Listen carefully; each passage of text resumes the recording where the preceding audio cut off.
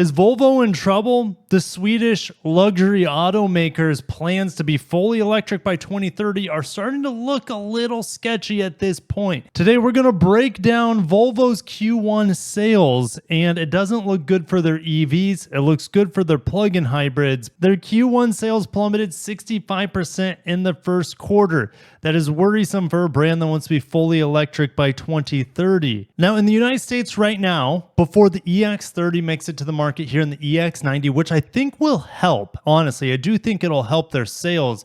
But in the meantime, we have a refreshed XC40, which I just reviewed, and a C40, which I also reviewed just last week, the rear-wheel drive models. They're good. They're good cars. They're just really expensive.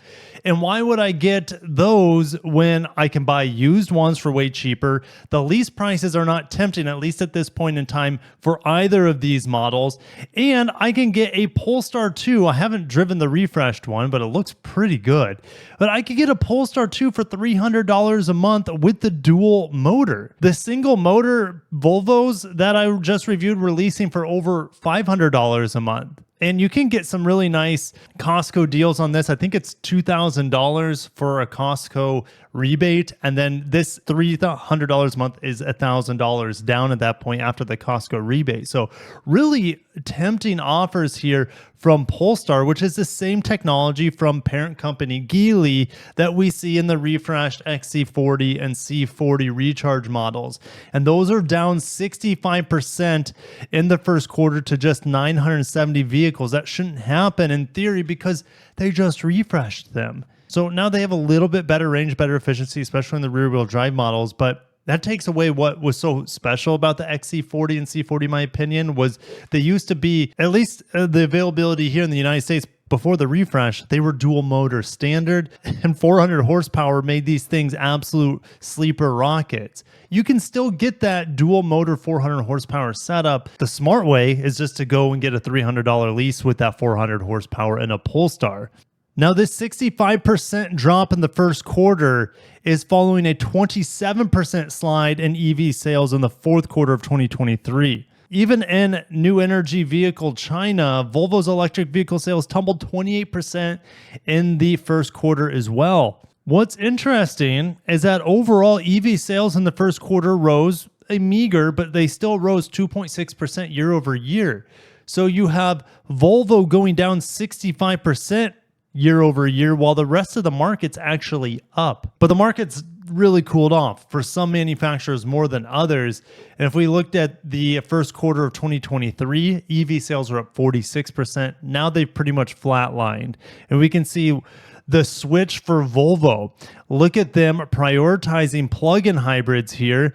The plug-in hybrids, which I will be driving the XC90 T8 soon, the plug-in hybrid model. I love that car. That is up 44%. In sales so far this year, while their EV models are down 65% once again. Ernie Norcross has a Volvo dealership in Memphis, and dealers are accepting less EVs from the factory.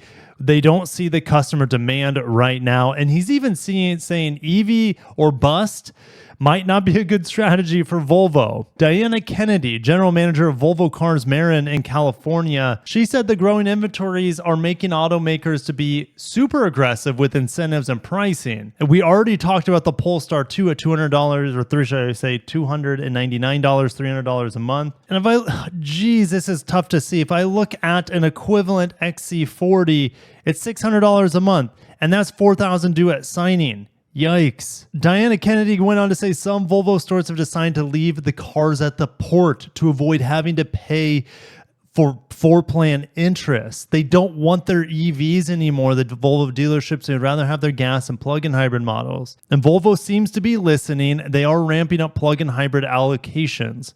EV inventory for Volvo dealers is about 9% this year. Last year was 17% of their inventory. Plug-in hybrids have surged to 33% of the Volvo inventory from just 12% a year ago. I'm also driving another plug-in hybrid this week, which is the Prius Prime. Toyota's plug-in hybrid powertrains are fantastic. It's just a damn shame we can't get them in more models. It's only RAV4 Prime, it's only Prius Prime, not counting the Lexus ones, which are super expensive.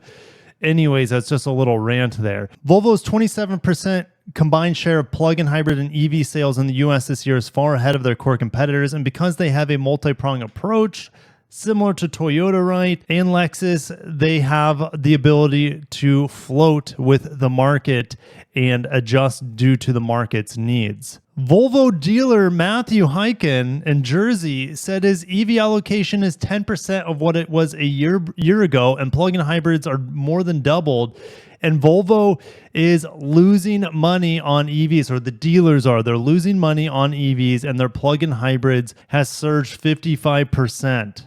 And it does seem like Volvo corporate is out of touch right now with the EV market. And the total market, EVs fell nearly 9% in price from a year ago.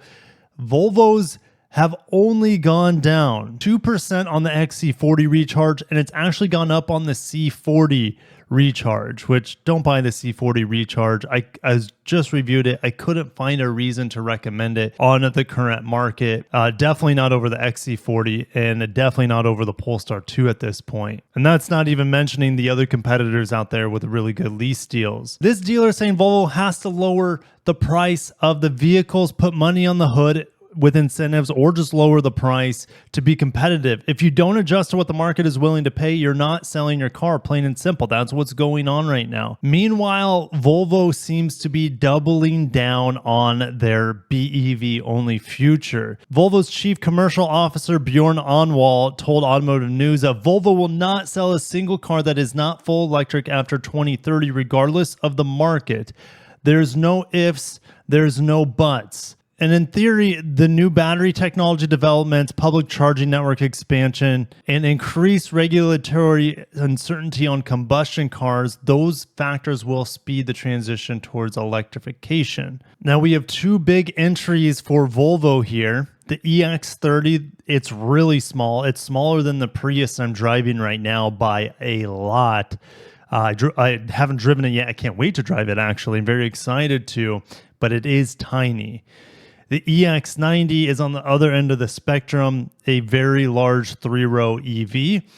Will these vehicles help dealers in America make money? Will they be vehicles that the consumer wants over, let's say, their gas models like the XC90 and the XC90 plug-in hybrid? I don't know. This thing is still very expensive, and the XC90 is also very expensive. I think the plug-in hybrids are around $80,000. So you'll have your option between EX90, which is going to be a good EV. We don't know the official range yet, but they're estimating over 300, around 300 miles, up to 510 horsepower on the performance models. 0 to 60 as fast as 4.7. The base models will go 0 to 60 in 5.7, which is plenty quick enough for a three-row family hauler, in my opinion. It is going to be a very interesting time for Volvo in the next couple of years, as it is for most manufacturers.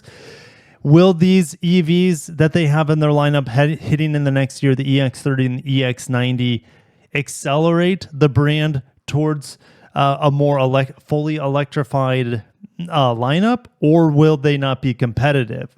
It's really hard to say. There's not a lot of three-row EV SUVs in America right now, and there's not a lot of small EV luxury cars as well. And this thing goes super fast, 0 to 60 in 3.4 seconds. It's super fast, the fastest Volvo of all time. We don't know the range when it hits the EPA market, but it's not going to be 300 miles. My guess will be somewhere around 250 miles, somewhere close to where the XC40 would be.